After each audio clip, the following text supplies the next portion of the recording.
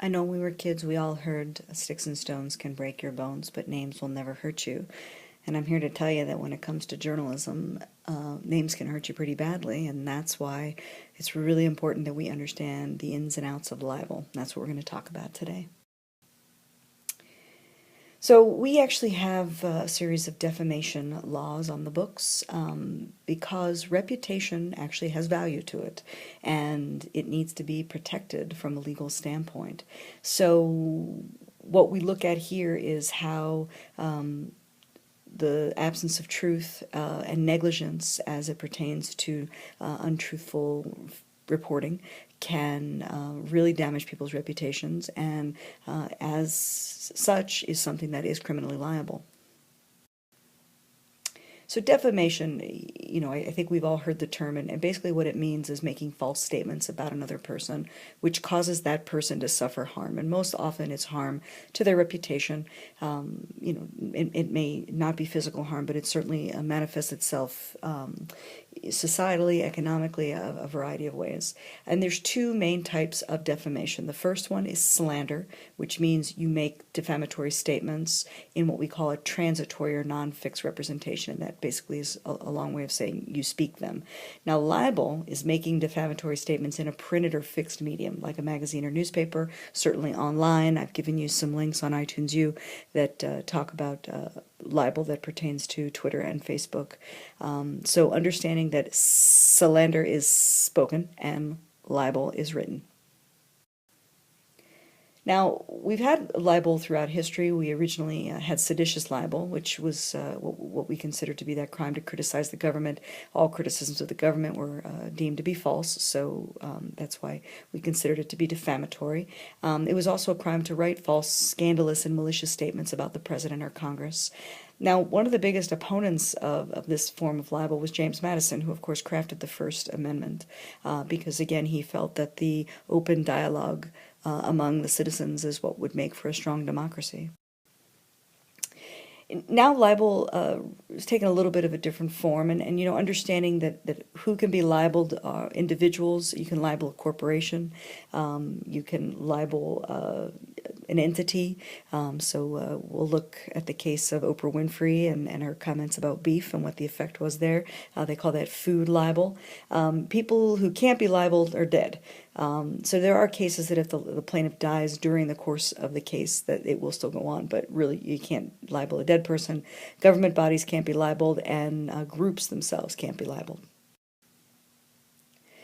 So the grounds for libel are pretty straightforward. The information, first and foremost, has to be false. So if the information is true, that's the ultimate defense against libel.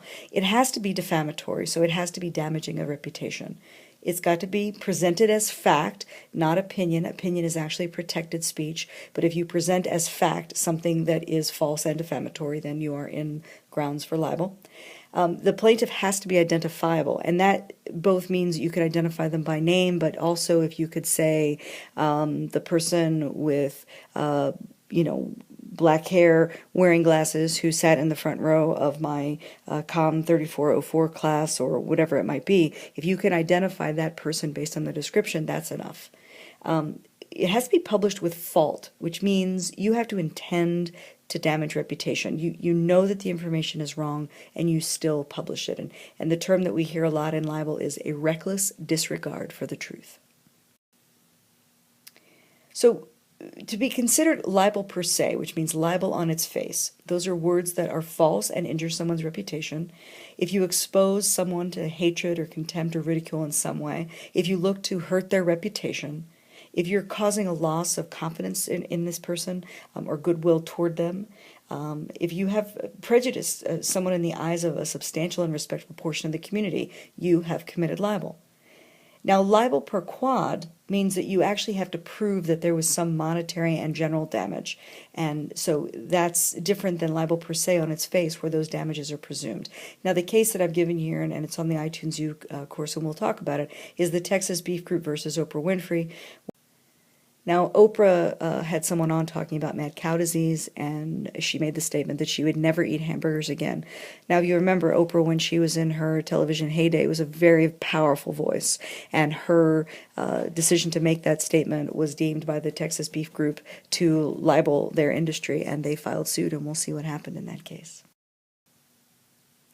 Now, fault, it differs depending on who it is that's being libeled. In a private person, you need to prove that there was negligence, that there was a failure to exercise reasonable or ordinary care. So as a reporter, if you didn't get facts from reputable sources, or you didn't confirm those facts with reputable sources, you didn't check your facts, have multiple sourcing, we weren't fair or balanced in your reporting, then you can be considered to be libeling a private person. A public figure, however, has a higher level of proof, and what we have to prove here is that there was actual malice, that you not only had a reckless disregard for the truth, but that you absolutely intended to do this person harm. So the difference between a private person and a public figure comes into play quite a bit when it comes to libel cases. Now, proving a private case is fairly straightforward. We have to prove that the statement was presented as fact, that it actually was published. So really that can mean something as simple as putting it up on your Facebook page. That's publication. Republication is certainly, it contributes toward that. And I've given you some examples here. The Online Defamation Limited Liability Act protects basically internet providers from being accused of libel if libelous material is published on their platform. And this was the case that did that, Xeron versus America Online. Again, we mentioned identification. It has to be defamatory and it has to be false. Now, because there's so many different ways to look at libel, we're going to look a little bit further in the next presentation about public figure libel and the different levels of being a public figure, because although we may think of celebrities, there's actually quite a variety of ways that you can become a public figure, and we'll see how libel pertains to all those groups.